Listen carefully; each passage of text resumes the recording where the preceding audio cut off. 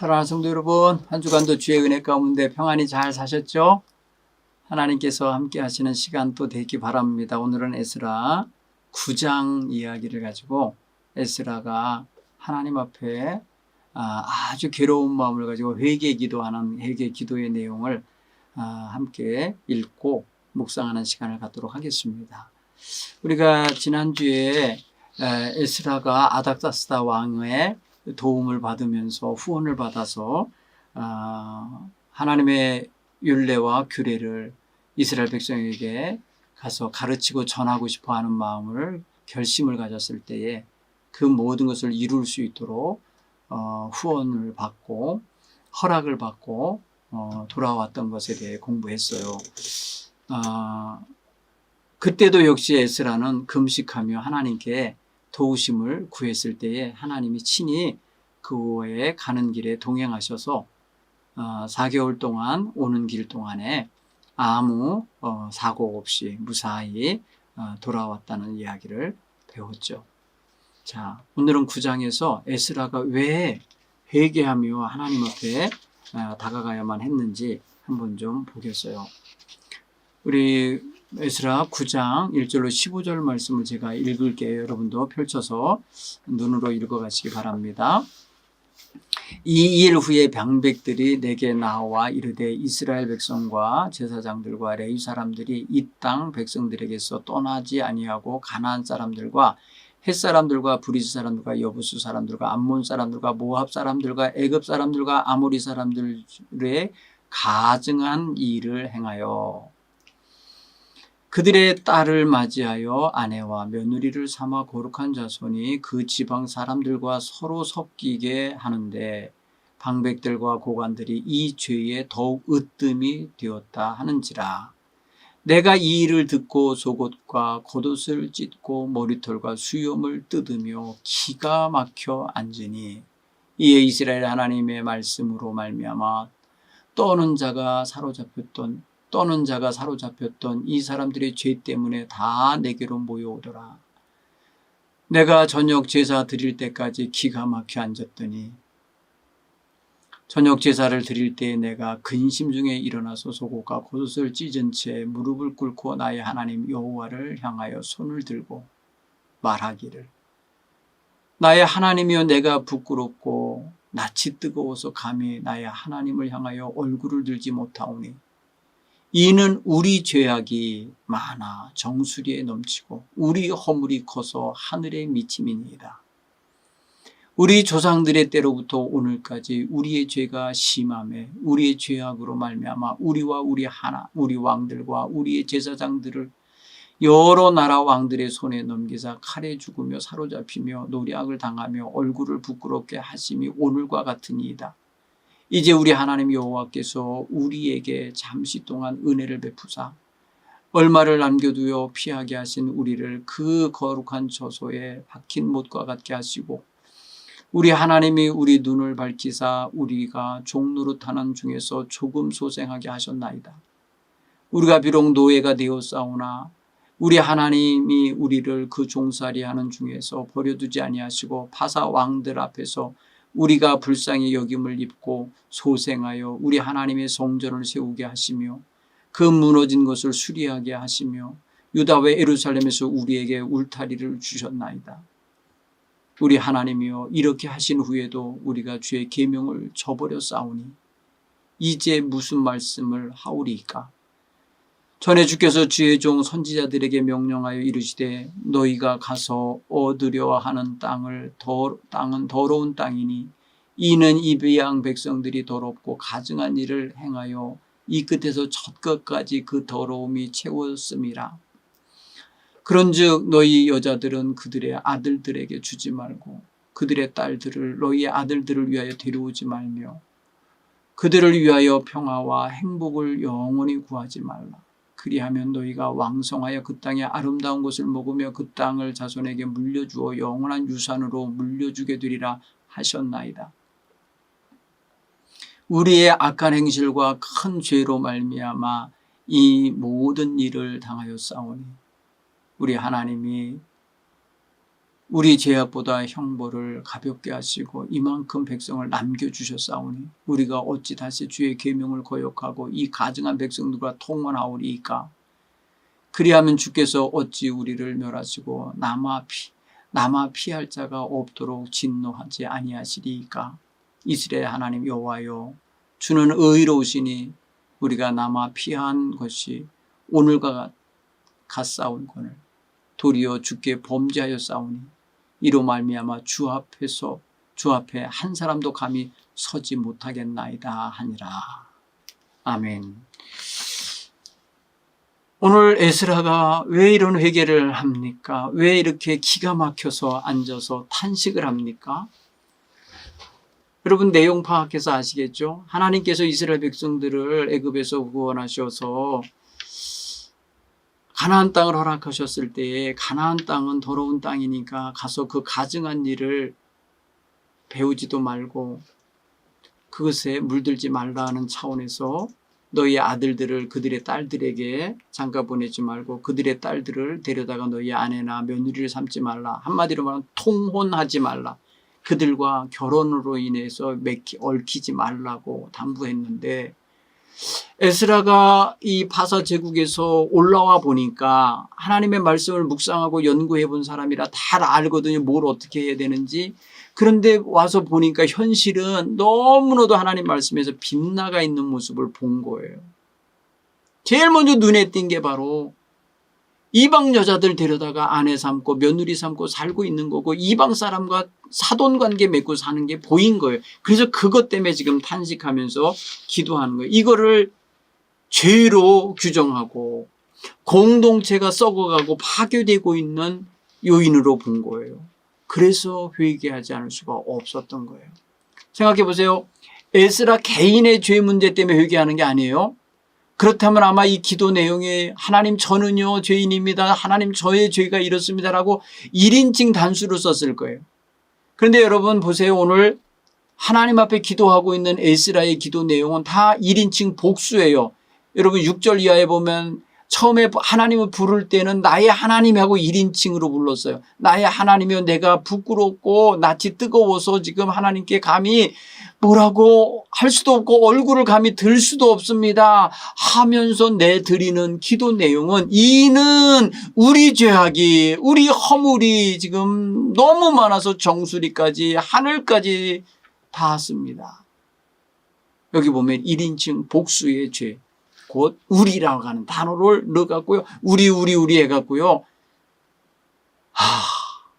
15절까지 여러분 그 6절 이하 15절까지 1인칭 복수로 이어지는 우리의 죄. 여러분 이게 에스라가 지금요 공동체의 죄 이스라엘 백성의 죄를 낱낱이 하나님 앞에 회개하는 이런 장면이에요.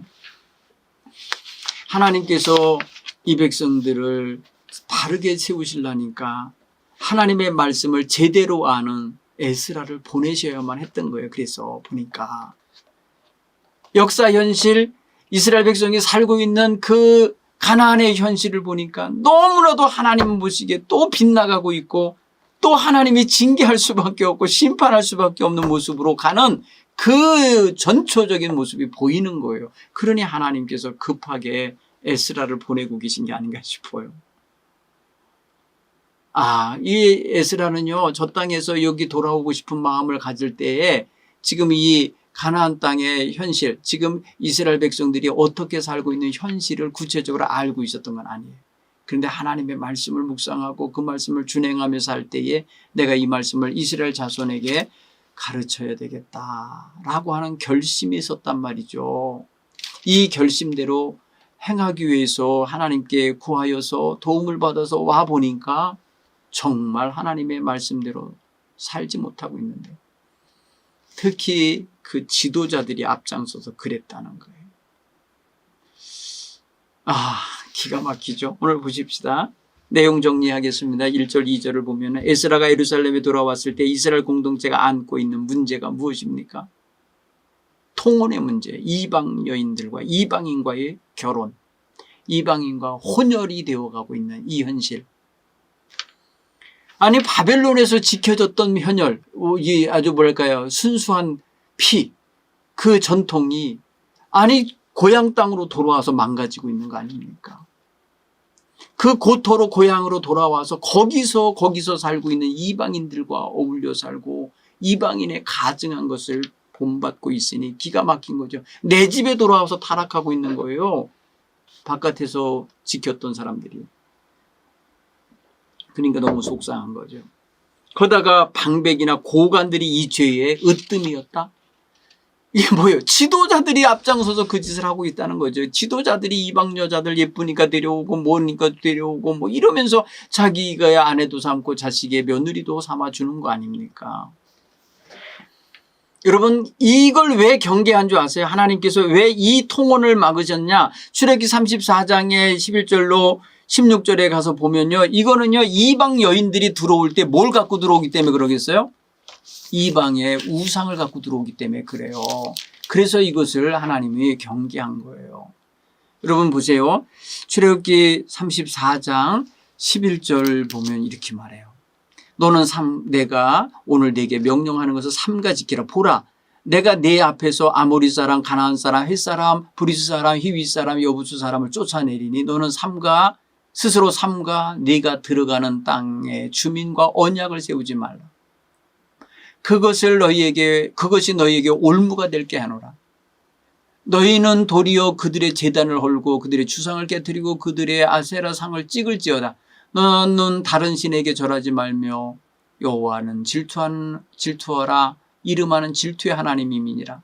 너는 삼가 그 땅의 주민과 언약을 세우지 말지니 이는 그들의 모든 신을 음란하게 섬기며 그들의 신들에게 제물을 드리고 너를 청하면 내가 그들의 제물을 먹을까 함이라.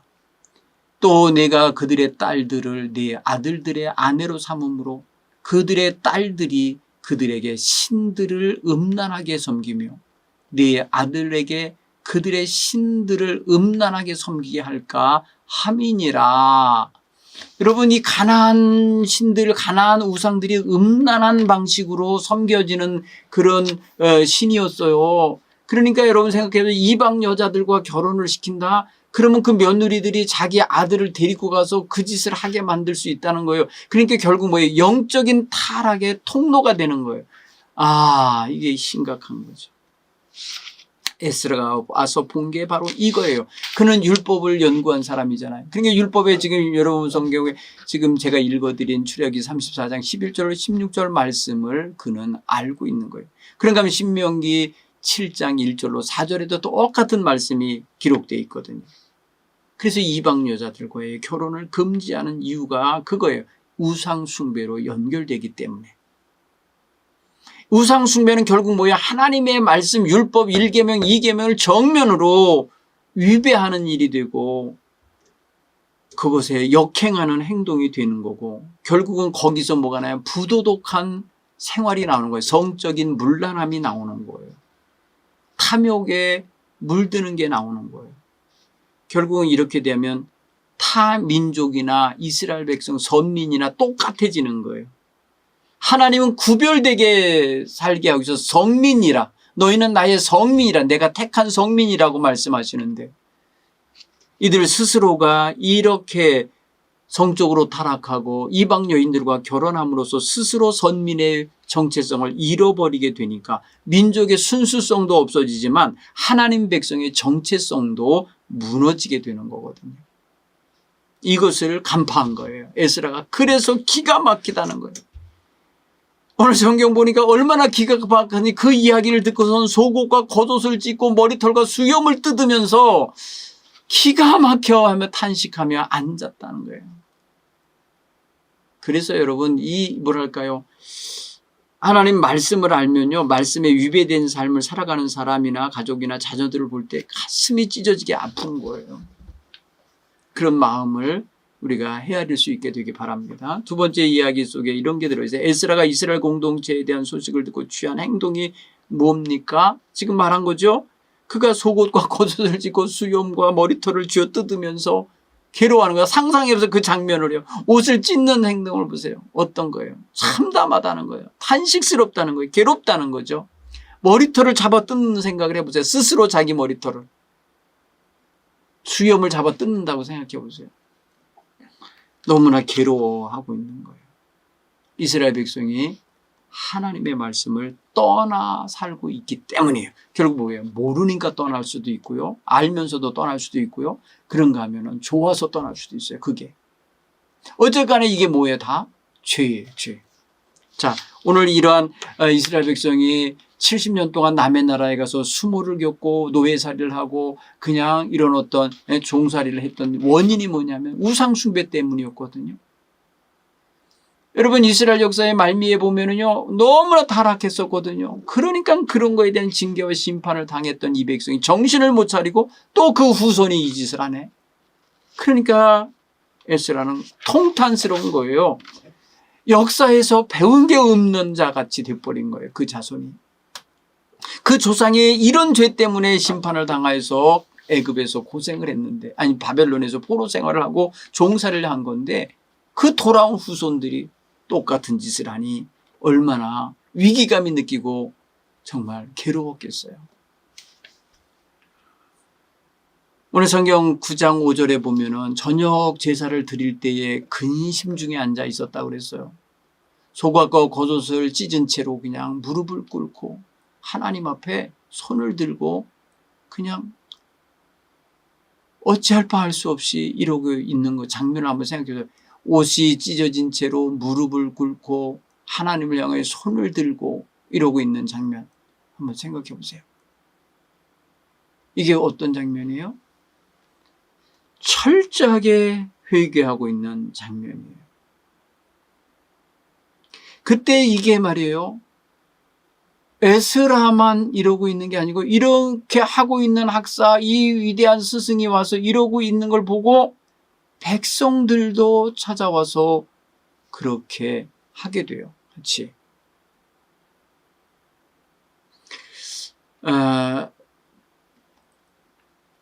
이게 지도자가 참 이런 데서 역할을 잘해야 되거든요. 그런 면에 있어서 자기가 저지른 죄는 아니잖아요. 이게 에스라가 지금 남의 이방 여자 데려다 살고 있는 사람도 아니고 그의 며느리 삼은 사람도 아니잖아요. 그런데 이렇게 기도하는 걸 보세요. 이게 자기 죄 때문이 아니라 자기가 사랑하는 백성들의 죄를 자기 죄처럼 여기면서 기도하고 있는 거예요. 이게 여러분 말할 수 없이 탄식하며 울며 기도하고 있는 그리스도적인 대속죄적인 자세죠. 이게 사실 거기 제사장들도 있고요. 거기 민족의 지도자들이 있는 건데 그들은 전혀 무감각하고요. 오히려 고관 대작들이 더욱 그런 죄에 으뜸이 됐다고 하니까 이미 뭐랄까요. 망가질 대로 망가진 상태, 둔감해진 상태, 죄가 죄인 줄도 모르고 있는 상태이죠. 그렇죠? 그러면 이게 정말 얼마나 심각한 건지 아셔야 돼요. 오늘날 이 시대에 사람들이 죄를 죄라고 인식하지 않고 어떻게 하든지 남이 안 보이게 어떻게 하든지 남이 모르면 된다는 식으로 해서 자기 이익을 취하려고 하는 사람들 많아요. 그래서 서류를 조작하고 사기를 치는 사람 얼마나 많죠. 가모니설로 남을 속여서 남의 돈을 빼먹는 사람들도 많아요. 자, 오늘 에스라의 기도는 보면 자신의 죄 때문이 아니라 자기가 속한 공동체의 죄 때문에 이렇게 탄식하며 괴로워하는 거예요. 여러분 여기서 나랑 상관없어. 나는 죄 짓지 않았으니까 괜찮아. 이런 식으로 해서 빠져나가 있으면 그는 공동체 의식이 없는 거예요. 내가 탄 배가 지금 구멍 나서 물이 새고 있는데 나 있는 내 자리에 물 안 들어오니까 괜찮다고 있으면 안 돼요. 같이 가라앉아요. 그러니까 우리는 여기서 공동체의 죄에 대하여 남의 일처럼 보면 안 돼요. 자신의 일처럼 봐야 돼요. 이게 바로 성숙함이에요. 오늘 우리는 이 나라가 잘못되어 가고 있다든지 이 나라 백성들이 타락하고 있다는 걸 이걸 보고 방치하면 안 돼요. 가슴 아파하며 함께 에스라 같은 기도를 해야 돼요. 여러분 이런 기도를 한 사람들이 많아요. 느헤미야도 이런 기도를 한 사람이고요. 다니엘도 이런 기도를 한 사람이에요. 모두를 놓고 하나님 앞에 회개하는 그런 기도예요. 마치 조상들의 죄를 나의 죄로 여기고 기도한 것처럼 지금 여기 공동체에 흐트러져서 살고 있는 사람들의 죄를 나의 죄처럼 여기면서 회개하고 있는 모습이죠. 또 한번 읽어볼까요? 에스라는 이스라엘 공동체가 조상 때부터 지은 죄가 뭔지, 귀향하여서 돌아온 사람들이 오늘까지 남아있는 이 현실을 누구의 은총으로 고백하고 있는지 보십시오. 이스라엘 백성이 조상 때부터 지은 죄가 뭐예요? 10절로 12절에 보면 이게 다 우상숭배예요. 하나님의 계명을 저버리고 선지자들의 명령을 저버리고 백성들을 더럽히는 이 가증한 일을 행하여 채워온 것. 한마디로 말하면 자신들의 딸들을 이방 남자들에게 시집 보내고 이방 여인들을 데려다가 자기 아들들을 위한 며느리로 삼아주고 뭐 이런 거예요. 이런 통혼의 죄, 이방인과 결혼하지 말라는 언약을 어겼고 우상 숭배하지 말라는 계명을 무시했어요. 그러니까 결국에는 질투하시는 하나님, 그 하나님께 진노를 사게 되는 판국에 이르게 된 거예요. 그러니까 이 모든 것을 놓고 통탄하지 않을 수가 없어요. 그래서 이 죄의 양이 내 정수리까지 자꾸 하늘에 닿았다고 이렇게 고백한 게 아닌가 싶습니다. 얼마나 괴로웠으면 이런 고백을 하면서 하나님 앞에 몸부림치면서 탄식을 했을까 싶어요. 한번 적용해 보겠습니다. 에스라는 기도를 통해 공동체의 죄를 자신의 죄로 고백하고 이스라엘 공동체와의 결속과 하나됨을 드러냈습니다. 우리는 우리 가족이나 교회 안에서 어떤 자세로 기도하고 의식을 고양하고 살아가고 있나 보셔야 돼요. 여러분, 우리는 개인주의적인 태도를 가지면 절대로 이런 기도 못해요. 자기만 생각하기 때문에 공동체가 안 보여요. 남의 자식이 잘못돼도 요즘에는 무관심하죠. 왜? 참견했다가는 도리어 역풍을 맞을 수 있는 사회 분위기 때문에 그럴 수 있어요. 여러분, 그러나 우리 성도들은 이 나라 이 백성의 죄를 방관하거나 외면해서는 안 되고 그것을 나의 죄처럼 여기고 회개해야 하고 또 그런 죄악에 편승하고 닮아가고 물들어가서도 안 되고 단호하게 거부하고 도리어 거룩한 물결을 일으키는 역할을 하셔야 할 줄 믿습니다. 귀향민들, 포로에서 돌아온 사람들이 시간 지나면서 하나님 말씀을 어기고 이방화 되어가고 이방 여인과 결혼하고 이방 남자에게 시집 보내는 이런 일들을 행할 때에 잃어버리는 것들이 있어요. 민족의 순수성, 정체성을 잃어버리고 신앙의 성결, 신앙의 성결함이 사라져가요. 왜? 우상 숭배와 연결되기 때문에. 여러분, 처가에 방문했다가 처가에서 초대받고 갔더니 아유 제삿날이네. 그러니까 그들이 말해 뭐예요? 우상 숭배하는 일에 사위인 유대인을 거기에 끌고 들어가네. 당연히 거기 물 들어오죠. 또 며느리가 시집 왔는데 아유 우상 숭배를 갖고 왔네. 그래서 이 집에서 막았고 말입니다. 버젓이 드러내놓고 섬기고 있어요. 그럼 어떻게 되는 거예요? 결국은 우상 숭배에 모두가 다 물들어 빠지게 돼 있죠. 우리의 삶 속에서 행여라도 하나님 사랑한다 하면서 하나님 먼저 찾기보다 다른 것을 더 우선하고 있는 게 있으면 여러분 보십시오. 이거 우상 숭배와 다를 바 없어요. 하나님보다 더 사랑하는 거, 앞에 세우는 거 있다면 그런 것들 여러분 경계하셔야 돼요. 성공하고 싶은 욕망이나 힘을 갖고 싶고 권력을 쟁취하고 싶은 욕망이나 돈이나 명예를 쫓으려고 하는 마음이나 인기를 쫓으려는 마음이나 자기의 뭐랄까요 계획과 무슨 걸 실현하고 싶은 이런 욕망이나 자기 행복이 최소한이 돼서 자기 행복만을 앞세워가고 싶거나 자기 만족을 앞세우려 하는 거예요. 이런 것들이 자꾸 우리 다 선한 거긴 하지만 자기에게 다 유익한 것이긴 하지만 하나님을 뒷전으로 밀어놓는 게 돼버리기 때문에 위험한 거예요. 그래서 우리는 모든 이런 욕망이나 원하는 것, 소원이나 이런 것들이 다 하나님 안에서 하나님이 펼쳐놓은 안에서 하나님 뜻 안에서의 욕망과 또 계획과 꿈이 되어야 돼요. 그래서 하나님 말씀에 준하여서 그렇지 못한 것들은 다 제하여 내가면서 성결한 것들을 가져가셔야 될 줄 믿습니다. 하나님 안에 있는 사람이 아무리 선한 것이라도 하나님이 원치 않는 거라는 걸 분별하면 그것을 절제해내고 껍데기 벗겨내야 되는 거예요. 하나님 안에서 우상 숭배하거나 거짓을 따라갈 수는 없죠. 하나님 안에 있다는 사람이 거짓 신을 섬길 수는 없죠. 당연히 그래서 하나님 안에 있는 것이 우상 숭배에서 멀어지는 지름길이지요. 오늘 저와 여러분이 하나님의 은혜 안에서 있기를 소원하면서 살아가시는 귀한 믿음 갖기를 바랍니다. 에스라는 조상들의 죄를 회상하면서 그들이 공동체가 파괴되고 남의 나라에 끌려가게 된 죄의 원인이 바로 우상 숭배에 있다는 걸 간파했거든요. 그런 죄, 조상들이 짓던 죄와 실수를 이 현재에 있는 백성들이 반복하고 있어요. 이거 어떻게 해요? 변화시켜야 되고요. 이 사람들 바로 세워야 되는데 얼마나 안타까워요. 그러니까 기가 막혀 하는 마음으로 지금 단식하는 거예요. 옷 찢고 머리 뜯어내고 말입니다. 수염을 잡아 뜯을 만큼 괴로운 거예요. 괴로운 거예요. 그런데 놀랍게도 우리도 생활 속에서 자꾸 반복하는 죄가 실수가 있어요. 허물이 있어요.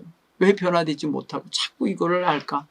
정말 가슴을 뜯어내면서 괴로워하는 마음을 품을 줄 알아야 돼요. 여러분 어떠십니까? 없으신가요? 그런 게?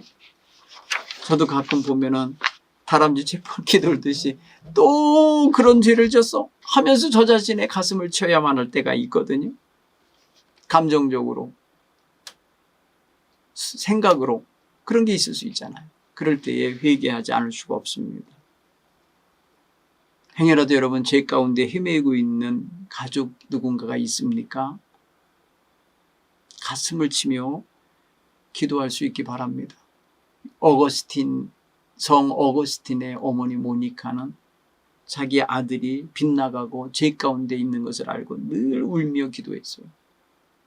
그 눈물의 어머니, 눈물의 기도를 드리는 어머니였어요. 그래서 그 아들이 회개하고 돌아오기를 간절히 소원하며 그 아들이 가 있는 지역이면 그 지역으로 찾아가서 아들이 보이는 저쪽에서 아들 모르게 거처를 삼아서 살면서 아들을 위해 기도했다는 거예요. 정말 이게 얼마나 어려운 거겠어요. 진짜인지 아닌지 여러분 그걸 그 시대로 돌아가 보지 않았지만 여기서 바라주는 게 뭐예요? 눈물로서 자식이 죄 가운데 있는 것을 안타까워 여기며 하나님께 나의 죄, 내가 잘못 길러서 그렇습니다. 하나님, 내가 잘못 가르쳐서 그렇습니다 하면서 나의 죄로 삼으면서 회개했다는 거죠. 그럴 때에 그 눈물의 어머니 기도를 알게 된 이 어거스틴이 돌아오게 됩니다. 그래서 나중에 정말 성자라고 취향받는 성 어거스틴이라는 성자가 붙는 성인으로 취급받고요. 예수님과 사도 바울을 잇는 초대교회, 이 기독교회의 아주 중요한 기둥이 되는 인물이 됩니다. 그런 거 보면은 변화, 삶의 변화가 이 회개의 기도와 죄를 고백하고 실수를 인정하고 깨닫는 데서부터 시작되는 거거든요. 에스라가 바로 전혀 무감각하게 살고 있었던 고관 대작들, 백성들, 너나 할 것 없이 이방 여자들 며느리 삼고 아내 삼는 것을 아무렇지도 않게 생각하던 그들을 놓고 탄식하며 기도할 때에 그들은 이게 잘못된 건가? 라고 생각하는 계기가 생기고 이게 잘못된 거구나. 하나님 말씀을 알게 되고 그러기에 결단을 내리게 돼요. 근데 다음 주에 살펴보겠지만은 이방 아내와 그 소생들을 다 내쫓아 돌려보내는 이야기가 나오는데 얼마나 어려운 결단을 해야 되는지 우리가 이 말씀을 통해서 회개하면서 깨닫게 됩니다. 사랑하는 성도 여러분, 한 주간도 오늘 읽은 말씀 다시 한번 돌아보시면서 9장의 말씀을 통해서 내가 행여라도 죄에 앞장서는 사람은 아닌가, 내가 하나님 말씀을 알면서도 죄를 짓고 있는 건 아닌가, 또 하나님이 제일 싫어하는 그러한 우상숭배적 요소를 갖고 사는 건 아닌가, 그러면서도 경건한 척하며 거의 괜히 외식하는 삶을 사는 건 아닌가 반성해보고 돌아보는 계기가 되기를 바랍니다. 감사합니다. 한 주간도 평안하세요.